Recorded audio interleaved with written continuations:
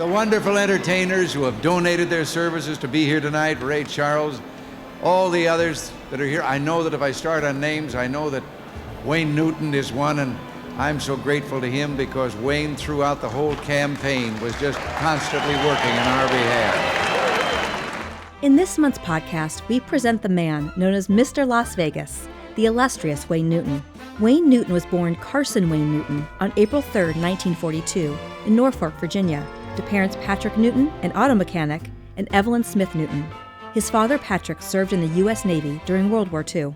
By the age of 6, Wayne could already play the piano, the guitar, and the steel guitar, and as an adult, he could play 13 instruments. Due to asthma issues as a young child, Wayne Newton's parents moved the family to Arizona when he was 10.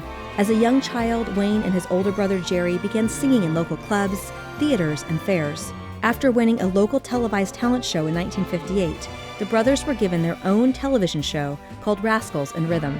They performed for the Grand Ole Opry road shows and even in front of Presidents Eisenhower and Truman. They were also signed to a 2-week contract to perform in Las Vegas at the Flamingo Hotel. On closing night, the two brothers were offered a 1-year contract to continue performing there. To pursue his music career, Wayne left high school just before finishing his junior year. During those years, Wayne was mentored by some of the nation's biggest artists, including Frank Sinatra, Bobby Darin, and Elvis Presley.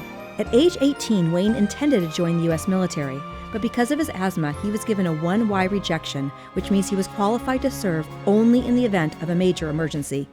Instead, he volunteered his time performing shows for troops overseas, something he did for the rest of his life. By 1963, Wayne achieved headliner status at the Flamingo Hotel and soon became one of the city's most popular performers. Also in 1963, Wayne recorded an American version of the German pop song Dankeschön. It's become one of his most famous songs and reached renewed popularity in 1986 when Matthew Broderick, as Ferris Bueller, lip-synced the song during the movie Ferris Bueller's Day Off. Following the death of Elvis Presley and the aging of many members of the Rat Pack, Wayne Newton emerged as the biggest entertainer in Las Vegas. Esquire magazine described him as the biggest moneymaker in the history of Vegas. No one has drawn like that week in, week out. Not Elvis, not Sinatra. There's just no comparison. In fact, he's been headlining shows in Vegas since 1963, performing more than 30,000 shows on the Las Vegas Strip, and has performed in front of more than 40 million people. In 2019, he celebrated his 60th year on stage with a show entitled Mr. Las Vegas at Caesar's Palace. Referring to his 60th year on stage, Wayne Newton said, "It's hard for me to articulate, much less think about it. I was here when Caesar's Palace was built. The hotel for me has always represented the flagship of the Strip." Now, we're not sure when Wayne Newton and Ronald Reagan's paths first crossed, but they became great friends over the years. When Ronald Reagan was elected as president, Wayne Newton performed at his January 20th, 1981 inaugural ball. On March 30th, 1981, Ronald Reagan survived an assassination attempt on his life. While recovering, Wayne and his wife Elaine wrote President Reagan a note. President Reagan responded by saying, "I want to thank you for your warm expression of friendship and concern. I am certain that, if not for the prayers and good wishes of so many wonderful people, the road to recovery would have been a lot longer and a lot more difficult." In December 1981, President Reagan appointed Wayne Newton, alongside 12 others, to the President's Council on Physical Fitness and Sports. Also in that month, President Reagan wrote a letter to Wayne Newton, congratulating him being named the 1981 humanitarian from the AMC Cancer Research Center and Hospital. The invitation for the award summed up beautifully why he won the award, saying, "Wayne Newton has been and is a doer. He has taken the word citizenship seriously, ready to respond to the needs of his fellow man and his community."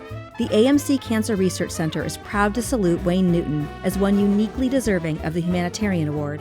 In response, the President sent a letter to Wayne which said, "This event provides me with a welcome opportunity to express my long-standing admiration for your contributions to the betterment of our nation and the improvement of your community." The letter continued, "Your participation in this project reflects the best in American spirit of true concern and caring." In 1982, President Reagan attended a few Republican Party rallies in Las Vegas, including one which was hosted by Wayne and his wife at their Las Vegas home. At one of the events, the President joked, "Wait till I go home and tell Nancy I played Las Vegas with Wayne Newton and Bob Goulet." I did play it once, back in a whole nother life. In 1983, President Reagan sent Wayne a telegram for his birthday, writing, "Nancy and I send our heartfelt congratulations on your special day," and ending the telegram with, "God bless you." Just a few months later, Wayne and his wife Elaine returned the favor by sending a note to Mrs. Reagan on her birthday. Their note read, "You are a great lady, great American, and a great friend. We love you, Wayne and Elaine Newton." The following year, in April 1984, Wayne Newton was the entertainment for the state visit Ronald Reagan hosted at the White House for the Dominican Republic's president, Salvador Jorge Blanco. Their friendship continued throughout the Reagan presidency. In 1985, in honor of President Reagan's 74th birthday, Wayne Newton sent this telegram to the president, which read in part, "My dear friend, my wishes for you are only founded on love, respect, and appreciation." And in March of 1988, when Wayne was honored by the city of Las Vegas, President Reagan wrote a letter to him writing, "Nancy and I are delighted to join the city of Las Vegas in honoring your superb efforts on behalf of our men and women in uniform who serve overseas. The joy that you bring to them is deeply appreciated." In our archives, we also found this great behind-the-scenes footage of Wayne Newton and President Reagan chatting in the White House Oval Office in 1988. During their chat, the Newton family joked about changing the U.S. Constitution so that Ronald Reagan could run for a third term. President Reagan presented Wayne a certificate thanking him for his effort with the USO. As we shared, Wayne Newton dedicated his life to being a USO ambassador and is a passionate supporter of veterans and active duty service members. He has made it his duty and honor to have entertained troops in every major conflict our nation has encountered since Vietnam, where he traveled twice. Cited as one of his greatest personal honors, Wayne Newton was named the chairman of the USO Celebrity Circle, a passing of the torch from Bob Hope and the USO Commission to Wayne Newton in the year 2000. From 2001 through 2004, Wayne directed and participated in a total of 16 USO overseas tours. He was the first performer to entertain troops in Afghanistan and Iraq. President Bush honored him with a private reception at the White House in 2001 to salute him, thank him, and show the nation's gratitude for his unwavering patriotism. Wayne Newton summed up his feelings about those who served with this quote, "Entertaining our men and women of the armed forces overseas has been one of the true highlights of my entire life." Wayne Newton clearly is a humanitarian. He's also a singer who has recorded and released 165 albums, an actor with over 50 TV and movie credits, a true icon. No other name or person is so defining, representative, or synonymous with Las Vegas and the entertainment capital of the world than Mr. Las Vegas himself. Thank you for watching. Don't forget that when you subscribe to our YouTube channel, you'll be notified every time new videos and podcasts are added to our site, including our Reagan and Friends, Words to Live By, and Reagan Forum podcasts. And don't forget to follow @Ronald Reagan on Facebook and Twitter, as well as @Reagan Foundation on Instagram and YouTube.